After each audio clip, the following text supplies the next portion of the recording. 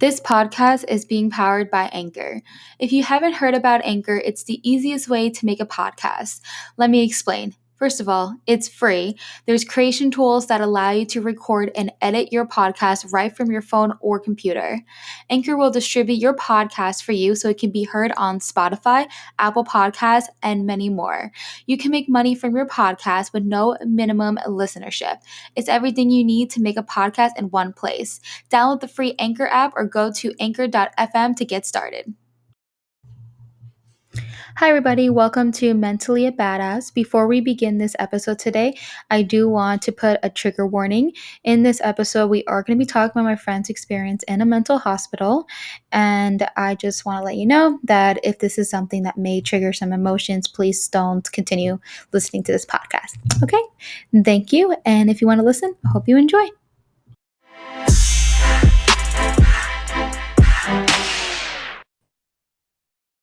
Hello, welcome. Hi. Hi, Tali. So, welcome to my podcast, and you're also my first guest, so yay. That's exciting. Yeah, no, absolutely. So, right now we are recording. So everything we're saying right now is going to be on the podcast. It's a pretty cool way that Anchor does this, that it's like a phone call. The quality's pretty good, which is awesome. So, so to the audience here, welcome to Mentally a Badass podcast. And we have my first guest, Tali, on here. I'm pronouncing it correctly, right? Yes. Making sure. Perfect. Okay, awesome. Alrighty.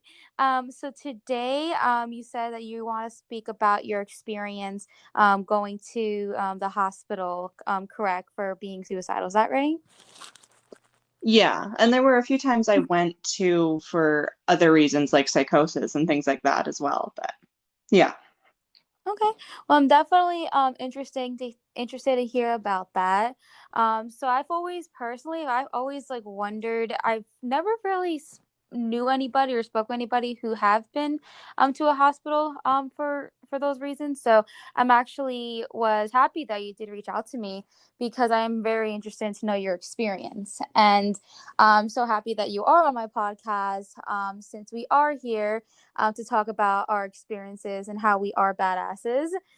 So clearly you are. I mean, you did mention that you're suicidal. I'm so glad that you are still here and that you did get the help that you need. And that does make you a badass. So pretty much this is going to be like a chill conversation, just like getting to know like your experience and such. So whenever you like, you can definitely begin on telling me your experience. All right. Well, thank you for saying all that. I really appreciate it. Of course. So the first thing I wanted to kind of say was that my experiences have not always been the best, but regardless to what I'm going to say, I just want to put it out there that, if it's needed, either you or anyone listening to this podcast right now should go to the ER if you are in a crisis. Because at the end of the day, it did stop me from hurting myself. And that's the most important thing. Yeah, I was frustrated, but it still helped. So, yeah, no, definitely.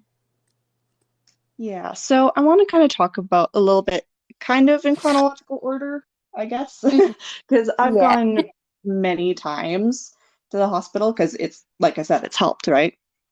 Yeah, no, definitely. So the first time I went in, I was about 15, I think, and I had started feeling like really overwhelmed and I was starting to feel suicidal, but like I knew that I didn't want to attempt suicide. I didn't want to, but I felt like I didn't have another option. And my only other option would be to go to the ER. So I told my mom, you need to take me. And so she did. And so the city we were living in at the time is a bit smaller. It's like just barely considered a city. So we were only waiting for a few hours, luckily. And unfortunately, though, because I was in a smaller city, we didn't have really access to um, mental health resources for teens or adolescents. So the only psych unit in the hospital was for adults, and there was only like one office for counseling for teenagers, stuff like that. So there was very limited mental health resources. So when I finally got to see the doctor, she said that the only thing that she could offer me was to put me in what was called a safe room or seclusion. And Mm. I wasn't really sure what it was at first. I don't remember if she had described it to me at all. I don't think so, but so basically I walked in there and it was like a jail cell for lack of better explanation. There was just a mattress on the floor um, Ooh. with a blanket, and then there was another blanket folded up at the head of the bed for a pillow. And then there was like one of those toilets in a corner of the room that had like the sink built into it. Wow. And then there was a clock way high up on the wall and a camera in the corner. Hmm. And then the door had just like a little window. It locked from the outside. And then there was a little slot on the bottom for them to slide food trays in. Wish you So, can see my face right now. I just yeah, think that sorry to interrupt. I just think that I don't think I'm really okay with how that's set up. I feel like it's treating someone who has a mental health issue as a criminal when you're not or not. So I that's really upsetting to hear that. But yeah, you can go on now. I just want to just put my input on that. yeah, well, it definitely felt that way. Because I was in there for about Yeah. 3 or 4 days. It really kind of I sucked. feel like that would make me worse. Yeah, no Honestly. kidding. Um, but for like I think the doctor had explained that that room is more specifically for people who are really like if they're in the middle of a psychotic episode or something like that, it's to make sure that they keep themselves and other people safe. So I can understand it, but I wasn't at that extreme, so it was kind of weird for me to be in there. And Yeah. and she didn't I wasn't allowed to have my bra or my glasses, which I have had glasses since grade Mm. 3. And so without them, Me I am too. blind as a bat. So that was really weird. Later on, though, I got really lucky. I got a really, really sweet nurse. And Mhm.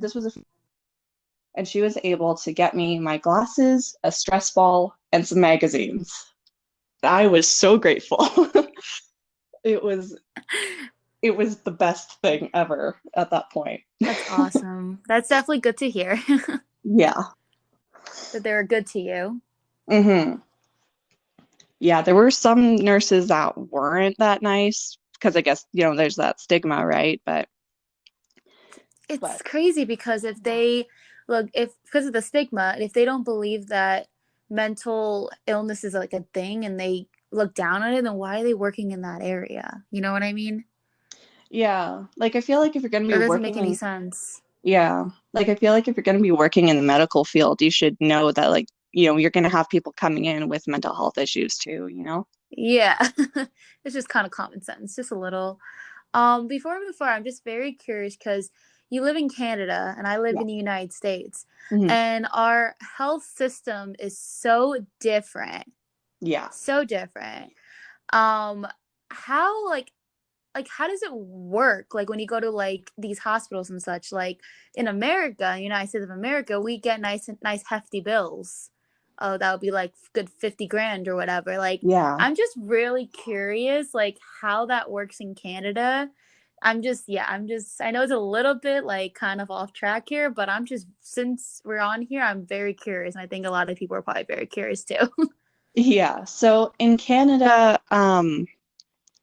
the government covers the majority of like I'm pretty sure they Hmm. cover all of like medically necessary hospital stays, but if you have something like plastic surgery or whatever, the government's not Hmm. going to cover that. That you do have to pay for Yeah, out of that's pocket. fair.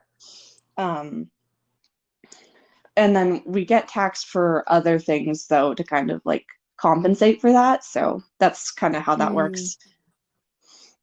Yeah, for me, I have in mind through my job. So that's just worked out good for me because when I had my appendix taken out, that bill would have been 60 grand.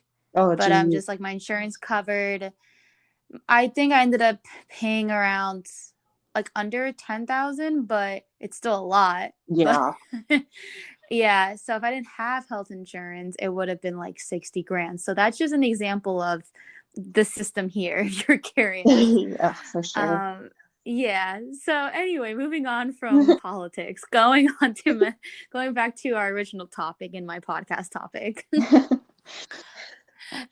Okay, where were we? So I was just wrapping up staying in that safe room. That was an experience. Yeah.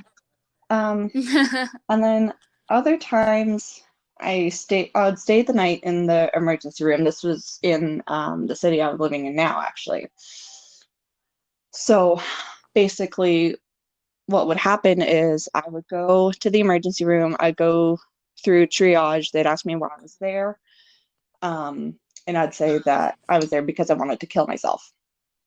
Just, Mhm. point blank, as bluntly as I could, because otherwise, if you beat around the bush with it, they're not going to take you as seriously. So, Yeah, so that's what I would tell them. And then they'd ask me, the typical hospital triage questions like family doctor, phone number, stuff like that. And then they would ask me like an additional question of like if I had anything on me that I could hurt myself with. And I never did, so I always just answered no. And then I'd wait in the waiting room of the emergency room for quite a few hours, sometimes up to like 10 hours, just sitting in a waiting room. So if you're going to go to the ER for mental health reasons, be expected to wait. You're going to be waiting for a while because they want to make sure that they get people with physical health issues through first, especially if there was like a car accident or someone had a heart attack, stuff like that, right? That's where they take priority. yeah. So once I was finally called in, oh, sorry, nerves are starting to get to me a little bit. No, that's um, okay. Take your time. then I was sent into what they call like a quiet room, and it's not as bad as the safe room or the seclusion room. Wasn't as bad as that. It was just like a comfy, like relaxing spot. They would always have the door propped open a little bit. And then that's where I would talk to someone from the psych ward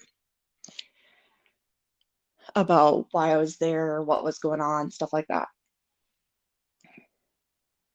Um, and usually, what would happen is I would stay overnight in that room. I'd just sleep on that little couch that they have in there. And then I'd go home the next day because that's all I really needed. And also because there wasn't room in the psych ward for me, because in the city I live in now, in the adolescent side, there's only 6 beds available. Hmm. So there's not too much room. So oftentimes I'd go, they'd say, well, we'd love to be able to admit you, but we can't. So, but then I was usually Wow. put on a waiting list to get in. Wow, that's like that too here. Well, not I mean I never not hospital wise, but like in college when you see a counselor, they put us on like a month-long wait list. Um yeah, so it's like that. It's like that too when it's like limited resources. Yeah, for sure. And then there were times where I was admitted to the psych ward and I would stay about a month usually. That's usually about as long as they'd want to keep you before trying to push this charge a little bit because they don't want you getting too comfortable there, right? Mm-hmm. And then whenever I was interviewed, they would ask me either how do you think we can help you or what are you expecting coming here? And I usually have 3 answers. One was I just need to be in a safe place, otherwise I will attempt suicide. The other was I need to come up with a plan until I can see the psychiatrist. And then the third and last one was I need to be admitted to the psych ward. Yeah. Normally, if like I noticed that like if I said there were some times where I'd say like I don't know, like I didn't know Yeah. what I was expecting. I just needed some help and I knew that, but I didn't know how. They tended to get a little bit frustrated with me. So, which I can understand because it makes their job a little bit Yeah. harder. But It's hard on both ends is because like when you're in that particular frame of mind, headspace, that's a better way of saying it. When you're in that headspace, your thoughts are so clouded, you can't really think, I guess, clearly of what is going what you need. 'Cause a lot of times when we're going through that situation and they ask us like what we need, we just say I don't know. It's like kids like we say we do and we don't. It's like we do, but like we don't know I don't know. It's I see right now I'm saying I don't know.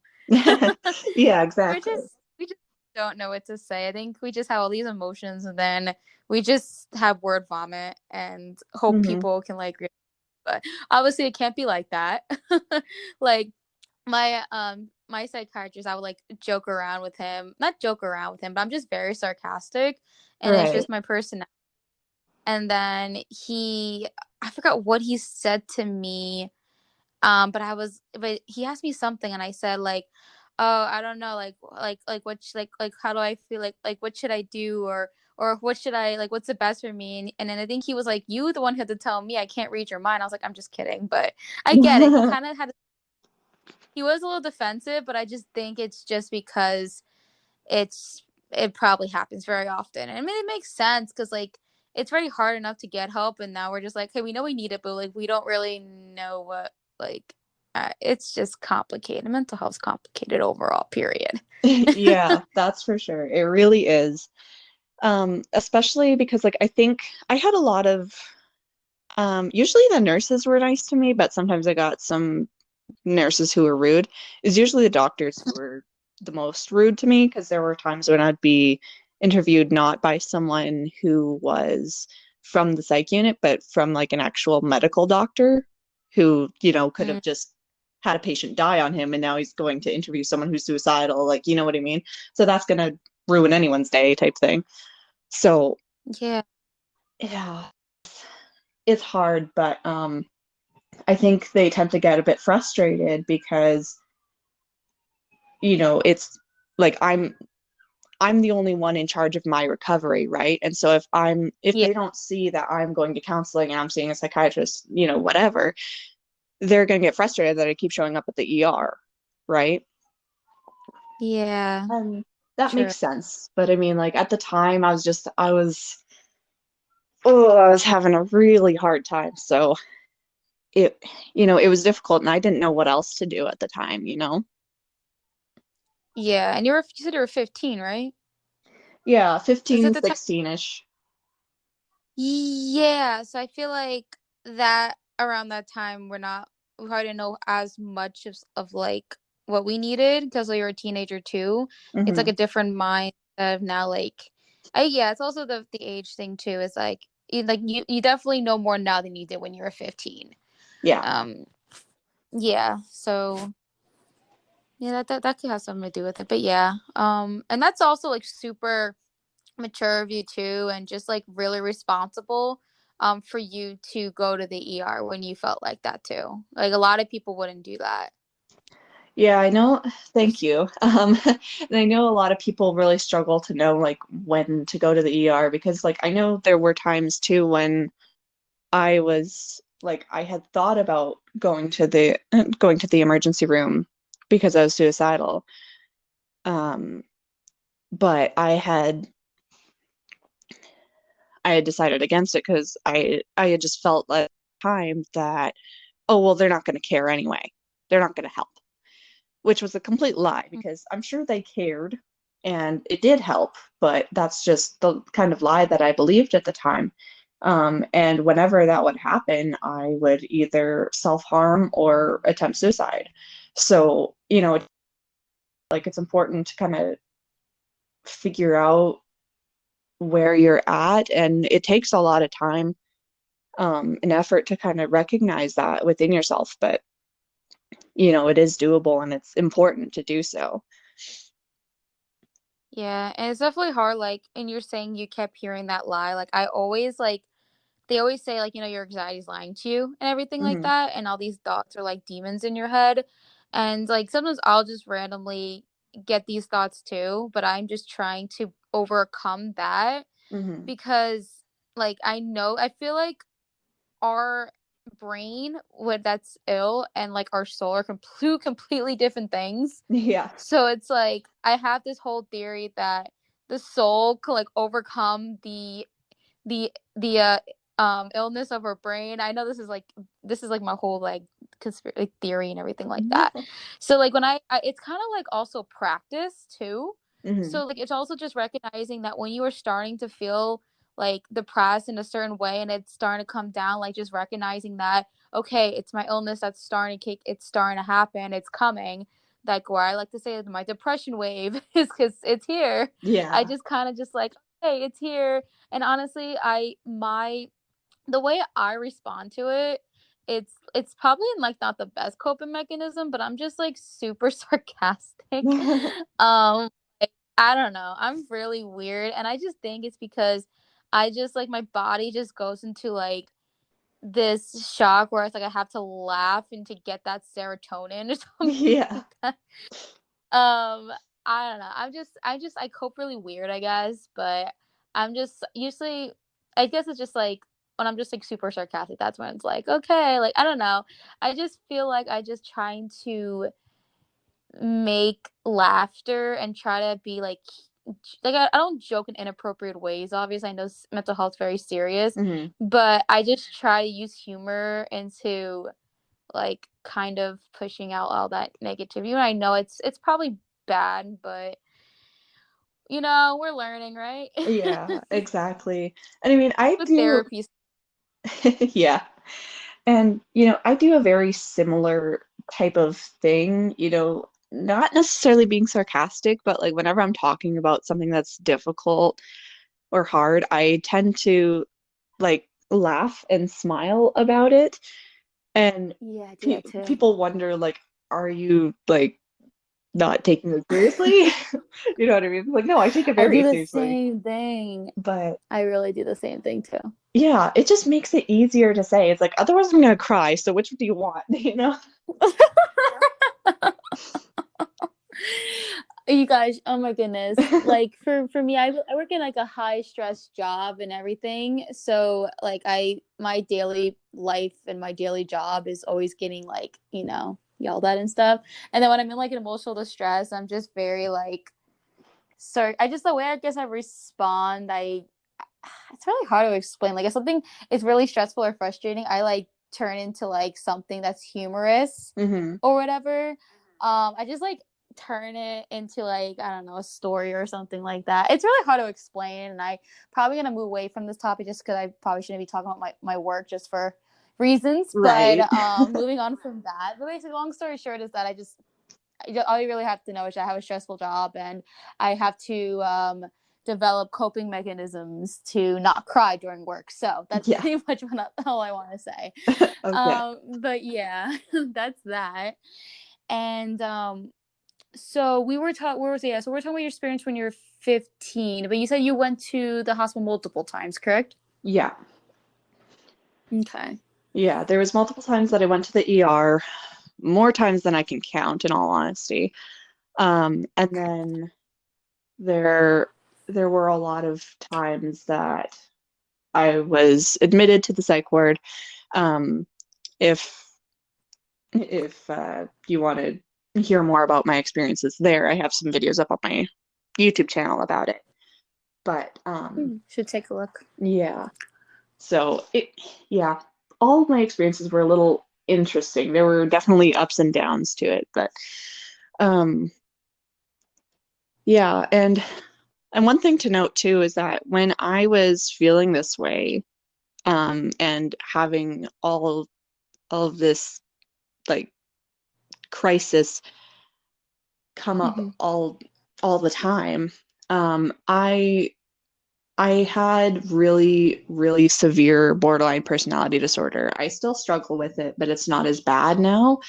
But it was bad Mm-hmm. enough that when I was in the psych unit as a teenager, my psychiatrist and the rest of the staff that were there, and they would meet with your parents, right, to kind of tell them what was going on and stuff like that. Yeah.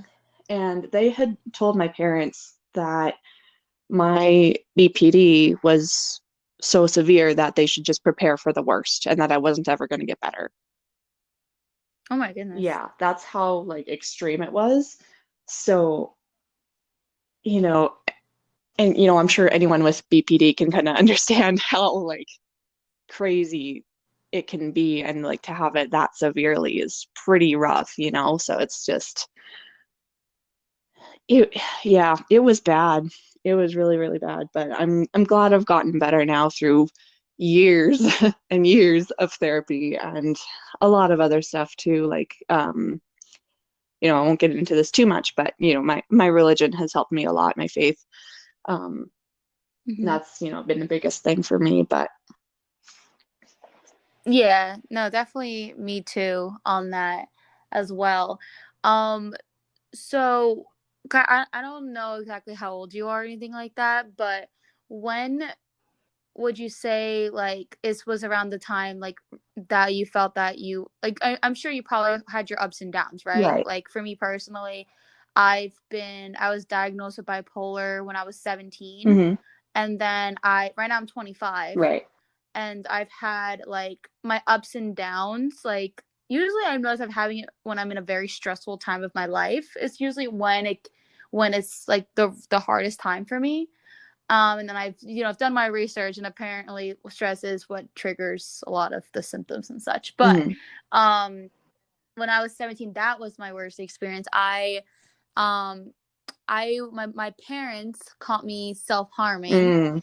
and then that they didn't take me to a hospital. They just took me the next day. They took me straight to my therapist, who I've been seeing since I was 15, and they were like, they brought me in, like they called him and said, yeah, it's gonna be this is an emergency, we need to see you now. Hmm. And I saw him the next day, and then he was like, so what happened? I was like, I don't remember exactly, but I remember it was such a heavy tension awkward Hmm. session. And then he just said, yeah, I'm just gonna refer you to a psychiatrist. Yeah. And then I said, okay. And then I just basically, my mom was with me in the room, and the psychiatrist asked me a million and one Yeah. questions.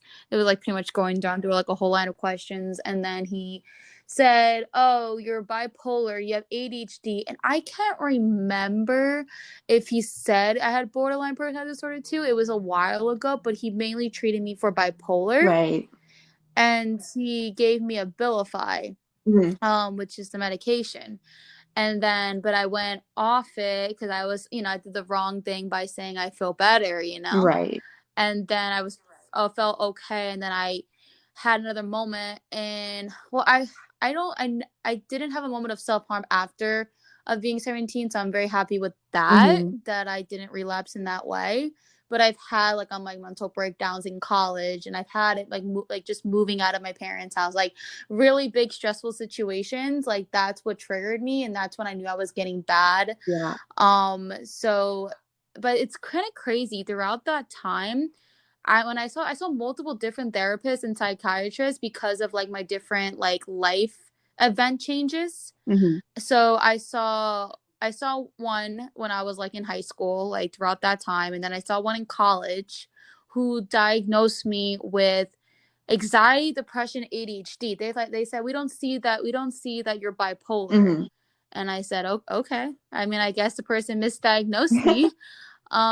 And then later on, I moved here to Florida, and then I found a therapist then, and I went to see a psychiatrist, and I just mentioned like that I was diagnosed when I was 17, but then they said I was had anxiety and depression when I was in college, and I just mentioned that whole thing, and then they did like a whole test on me again, and they're like, "Yeah, you're bipolar," and I'm like, "Are you sure?" Right. And then they're like, "Yeah," and I was like, "Okay." I'm hoping that they're not misdiagnosing me. You know what I Yeah. mean? Like I kind of get a little concerned about that sometimes. I mean, I feel like I it's really like I'm not a professional. I mean, I have a degree in Hmm. psychology, but I feel like I am. Right now it's really hard for me to tell. I'm on like a bunch of medication, Yeah. but I do have like my manic moments, and I do know like when my depression just hits me. I think now I'm just more self-aware, which is like good because um I know when I get bad, I just kind of just lock myself in my room and call it a Right. day, and then just don't talk to anybody. um, that's pretty much it. Cause like I live with people and I just don't want to bother them. So I just kind of like sit in this room. And I know they're probably gonna be listening to this podcast too. They're probably hearing me right now, but but you know, I love my roommates. So they know I have mental illness. So they know if I'm in my room, they know I'm probably having a bad day, and they're like, "Are you okay?" And I'm like, "Yeah, kind of, sure." Um, Right. yeah, I'm so sorry. I'm like kind of like transitioning talking about like my whole like therapy and medication life Well, world. that's okay. Yeah, I'm just mumbling now at this point. I'm a great podcaster. I mean, that's part of what. This is very new. This is so new. In YouTube on YouTube, I am able to edit me mumbling. Yeah. I edit that out. See, I can't I mean I don't know. It's natural. And if people are listening to hear it in 30 minutes, I think they love listening to us, right? Yeah, exactly. Yeah, And definitely. psychiatrists are really, I'm sorry. oh, sorry. Psychiatrists are really, they're really kind of finicky, you know? Like there are sometimes you have some good ones and then, oof, other times not so Yeah, good. I know. It's just I yeah, I don't like that either. I mean, right now, I mine's all right now.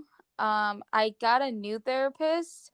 So I'm really happy about her. I think I can tell she like really cares about me, so I really like that. Hmm. I just haven't seen her in I haven't well not like virtually because of COVID. I haven't seen her in like a month because like when I had to go on a call with her, my phone decided to break Oh no. because why wouldn't it break? It was actually the worst. Oh my goodness. It was, I was like on my phone ready to go on a call, and then it just froze my phone, like completely froze Oh, my iPhone.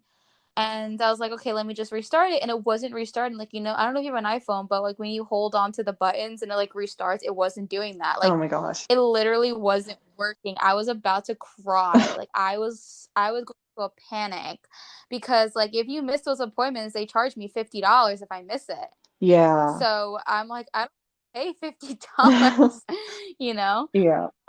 So but luckily my roommate like just woke up and she's usually up around like usually a little bit past 10, but I got really lucky that she was up at like 8:50 in the morning that morning. So she literally was coming out of her room about to go to the bathroom like half out of it, and I literally ran up to her and I was like, "Laura, can I have your phone please?" She's like, "Okay, just to call the office to tell them that I'm, having issues." Yeah.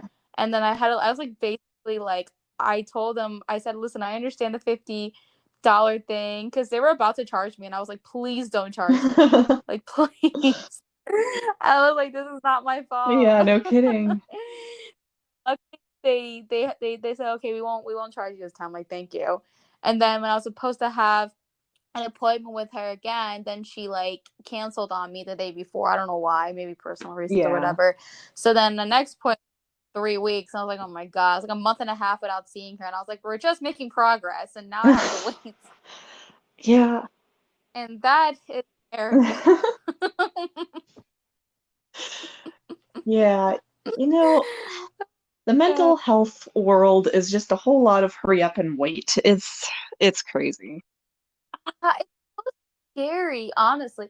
Did you know have like they say to call the suicide prevention line? Is that just US or is that worldwide? I just may be a really dumb question, but I'm very I curious. know. Like, do you have that? No, Hmm. it has to be a different number because it does the US. So, do you guys have a suicide We prevention line? do, yeah. We have a few.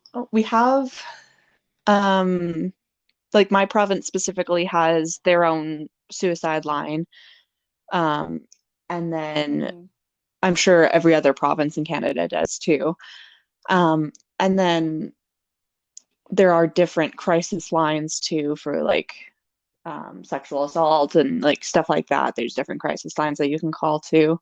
And then there's the Kids Help phone. I'm not sure if that's in the US as well. I mean, it's interesting. So it's like, what is it like? The kids call it, or Yeah, like how does it work? basically if you're under the age of 18 and if you're in a mental health crisis, whether, maybe you're experiencing psychosis or you're suicidal or, whatever, then you can call that and talk to somebody. Or some people will call it just kind of vent, like if maybe they're not seeing their counselor for a few weeks and they really have something that they need to talk about, they can call that line too. Hmm. Interesting. Yeah, we are for the job that I work in, we have something like that too, where they have a 24-hour line thing. I've never called it before. I don't even know the number. I have to like look it up and Right. stuff. But yeah, they have that. But the kids help thing, I don't think we have that here. I mean, I could definitely be wrong, but I don't Yeah, think because I so. think it's like a That's very I think it's like a 1-800 number. So that makes me think it's like more of like a at least American thing, like North America, but I could interesting. be wrong. It can definitely be. Yeah, I'm sure. I probably just it's probably not advertised as much, which is probably why I don't know. Because it's always because usually the suicide prevention line is the one that's always Right. advertised here. So it could be that. And have you always lived in Yeah. Canada? Yeah, I've always lived in That, that's nice. I never been to Canada. I've always wanted to go to Canada. There's been multiple times I wanted to plan a trip. Hmm. Like even in my 2020 Yeah. resolution video, I was like, I want to go to Canada, Yeah. and then it was like, no. And wait, can you still? Sorry, I thought this disconnected for a second. Yeah, that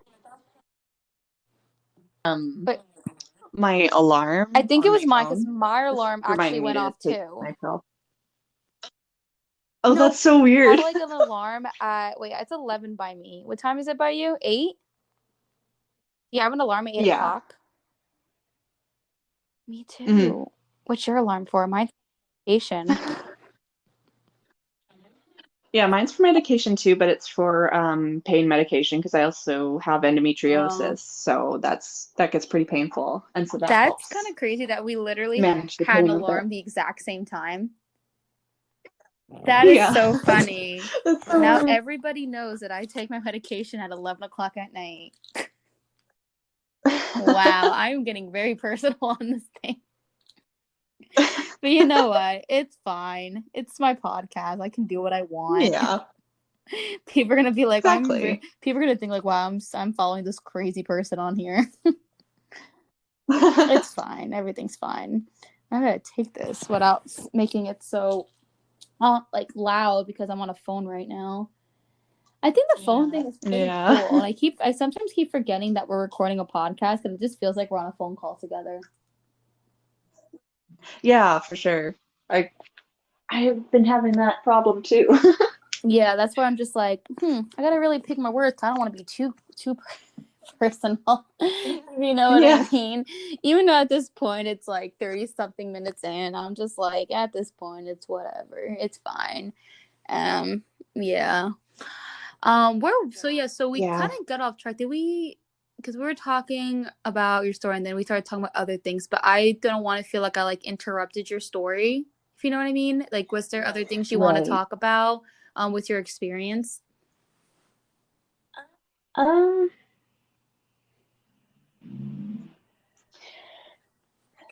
I think the only other thing I kind of wanted to mention, when it comes to like going to the ER, is that I think, it's very important to do your best to prevent a Mm-hmm. crisis, because like with my therapist, she has been really helpful with getting me like different DBT worksheets. I got a CBT, self-help book. Mhm. There's also an ACT one, which is acceptance and commitment therapy, which is really good That's too. good. Yeah. Um, yeah, there's a lot of different therapies that you can try. Is it So, affordable? just Is like therapy and psychiatry affordable there? Because here in America, a lot of health insurances don't cover mental health. that really sucks. Yeah. Um, yeah, here because I go to an office that is government funded, it's all covered. I don't have to worry about it. Mm-hmm.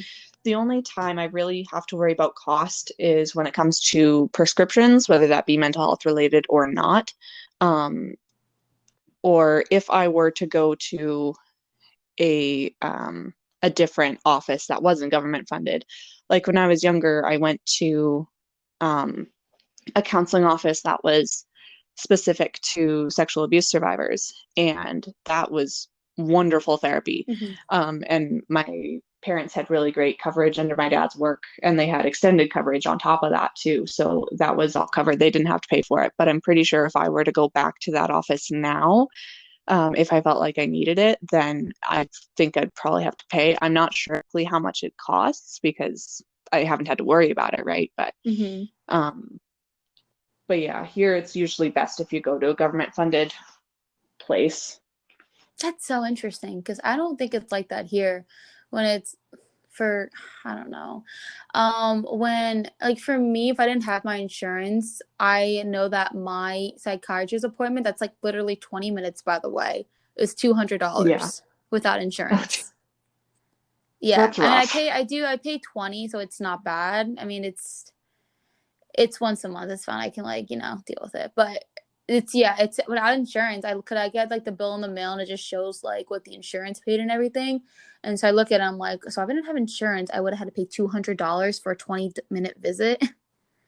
Yeah, that's ridiculous. That's literally how it is. And it's really bad. I'm just like so grateful that I work for a company that has amazing and affordable insurance, so I don't have to worry like some Yeah. people who do. And and then my first like certain amount of visits for therapy is free. That's covered by the company, which is nice. Mm. So, but actually, fun fact. I live in Florida now. When I lived in New Jersey, because all states are different, by the way. When I lived in New Yeah. Jersey, I was able to be considered independent when it coming for health insurance at the age of 19. And then Hmm. when I was 19, I could apply for health insurance under my own salary. And my salary at the time was pretty much nothing. I was just working part time. I was in college. Like I wasn't really making a lot of money. So all they did Right. look at was how much I was making. They didn't really consider that I live with my parents and everything like that. So they saw that I Mm. don't make a lot of money. So they considered me as poverty and they gave me free everything. Like everything was free, fully free. Oh, wow. Yeah, like ER visits, medication, like everything was free. And I was like, wow, this is great. And then so I moved to Yeah. Florida. I moved to Florida when I was 22 and I applied for the same health insurance because it's a government thing, like a federal government health insurance. Hmm. And Hmm. they denied me for it. And Oh, I geez. was wondering why. They said, because you don't have a kid. And I Oh. was like, what? Apparently I need to be a woman that has a child in order to qualify. If I don't, then I don't qualify. So Hmm. yeah, that's just a whole nother story. But That's yeah, so odd. health insurance was really rough the first year when I moved out here and I wasn't full time yet. But Hmm. yeah, I learned that apparently, yeah, all the states are very different with their rules and such here in the US. And it's like moving to a different state in the US is like a culture shock. I bet. Yeah, it's Yeah, interesting. it's a really picky thing because I know um like I've had so many issues with what medications are covered and which ones aren't and stuff like that. That's Yeah. usually been the biggest source of like anxiety as far as like, okay, are we going to have to pay a bunch of money for this medication? Because right now we're on disability Mhm. and because there's been a lot of reasons as to why we're on disability. We're Mhm. trying to get off though, and it's a huge pain in the butt. Like, don't even get me started. But we're trying to get off, and there are some medications that both disability and the government will cover because there's unless you apply for like extended coverage, which is like Manulife or whatever other health insurance companies there are out there. Then what you do is you fill out just like this little form and send it back to the government, and then they start to cover some things. If you don't do that, then they won't cover it. So you have to make sure to fill that out. So I have that, Interesting. and then what disability covers. And there was a time when I was on a medication for endometriosis. It's supposed to help slow the disease down a little bit. And it was costing me $70 a month. Each Mm. time I would go in and get it, I had to pay like $70 for it, and it was insane. And then it ended up not even working for me, so I had to stop. It was so Oh, frustrating. And then there was another thing when I was on an antipsychotic. Um, I I had gotten one prescription at the ER one of the times that I went. That was one of the preventative measures, one of the part of the plan that I had to come up with the doctors there until I could see my psychiatrist in a few weeks. So they put me on that medication, and then my family doctor, had refilled it because it was working for me, and I guess he refilled it in a different brand, and so it ended up costing me like $50, and I had to call the pharmaceutical company or whatever it was, um, to ask them, why is this costing me? This has never costed me before, and now it is. What the heck? And so, it's such an annoying thing because like you never know what medications are going to be covered and which ones aren't, and if it's the right brand. yeah.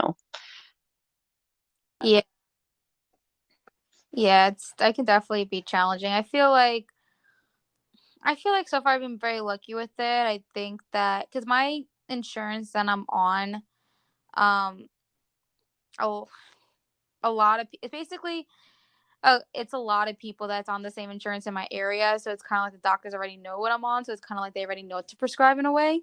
Right. I don't know if that makes sense.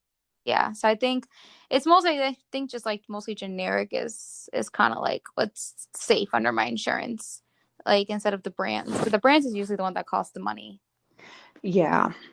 Yeah, that's true. Mm. Yeah.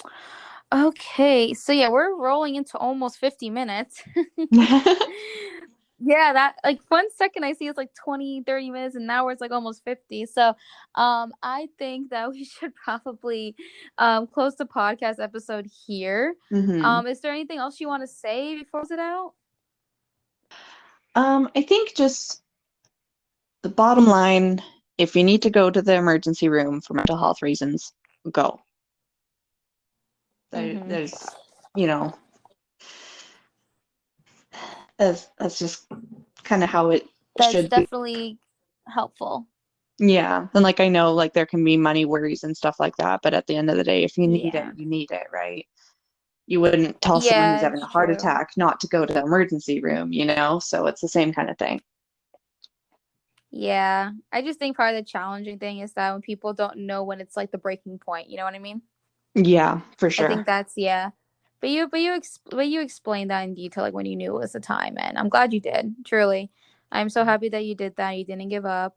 And yeah, you're doing that's awesome. And I'm really so happy that you reached out to me to be on here. I feel like this was a very valuable episode. We learned your in-depth experience of being in a mental hospital, as well as like me learning a lot about health insurance in Canada. Because honestly, I was so curious. Very, very curious. I like to ask these questions because just overall everything that happened in 2020, and I'm sure you probably have your popcorn watching My Country, and so I mean I'm sure you did. You're a neighbor, you know what's going on. I always kind of wonder what you guys think of us. Well, I mean, I feel like They make I feel like Canada's in kind of a similar boat right now as far as when really? it comes to like politicians, but in like the exact opposite way. I mean, I don't want to get too much into it, but we can Yeah, I mean, we can talk message about each it. other after this. So yeah, it's gonna turn into a political conversation. I don't think that's what my listeners want to hear. So yeah, we could just Yeah. definitely switch that conversation into off the podcast. But yeah, Hmm. but yeah, it's almost 50 minutes, and I'm gonna just keep talking, talking, talking. So I'm just gonna close it out here. I appreciate you being on here with me. It was definitely a great experience, and also you being my first guest as well. And yeah, so I hope everybody who is listening has a wonderful evening, day, afternoon. And I hope you guys will listen to our next, well, my next podcast. Podcast here. I'm mentally a badass. And if you want to follow me on my other socials, I will have that as well in my description of this episode. But yeah, and thanks again for being here. And I don't know how to close out a podcast, so Well, thank you for having me.